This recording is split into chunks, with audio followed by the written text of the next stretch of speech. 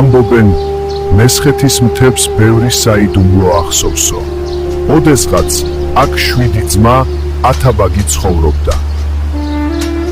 მაგრამ ამბავი მხოლოდ 2 მათგანზე შემოგრჩა. უფროსი დიდი ოსტატი იყო, უმცროსი კი მისი შეგირდი.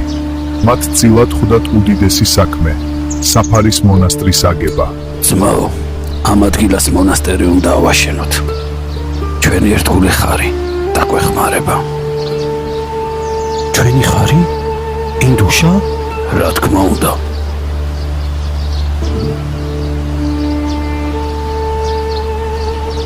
მშენებლობა ადვილი არ იყო, მაგრამ ძმებს ჰყავდათ დამხმარე. ხარი სახელად ინდუშა, რომელიც ბევრ ადამიანზე გონიერი იყო. წაიყვანე ინდუშა დღეში და დაუბიქვა. მე აქ დავრჩები. ინდუშა ქვას თვითონ მოიტანს?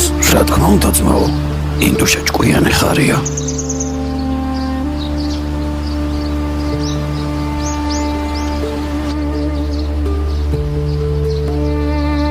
აბა ინდუშა, წავედით დღეში. მე ქვას დაგიბავ, შენ აქ წამოიღებ.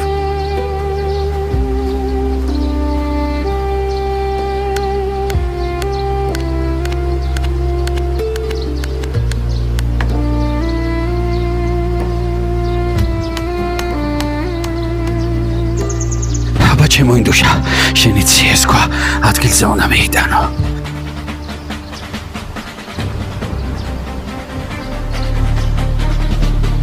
მას გამყოლი არ სჭირდებოდა.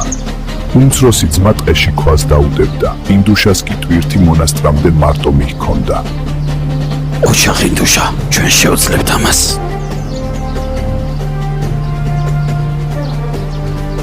ასე უსიტყვოდ აგურ-აგურ შენდებოდა ტაძარი. როცა მონასტერი თითქმის დასრულებული იყო, ინდუშას ბოლო ქვა მოქონდა. მაგრამ ბუნებას თავისი კანონები აქვს. იმ დღეს ტაძარს ერთი ქვა ვეღარ მიემატა. ოსტატმა ქვები გადათვალა, ეგონა საქმე მოთავებული იყო. ძმაო, ჩვენ ეს შევძელით დავამთავრეთ. არა ოსტატო, ერთი ქვა გვაკლია. ინდუშა დათმა დაგლიჯა. ის ქვა კი ტყეშია. ამ პარტავნებამ ოსტატს სძლია, ეწყინა თავისი შეცდომა და მონასტრისკენ გაიქცა. ამბობენ, მონასტრის სახურავიდან გადაეშვაო.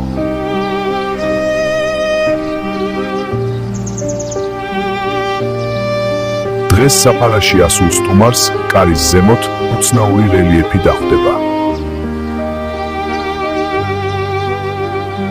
ხარი და დათვი. ეს უმცროსმა ძმამ გამოკვეთა ინდუშას ხსოვნისთვის. ის უკანასკნელი ქვა კი. ის ქვა დღესაც იქ გდია. მესხეთში, სოფელ ანდრიაწმინდისა და ანდის საზღვარზე. და ელოდება მშენებელს, რომელიც აღარ გამოჩნდება.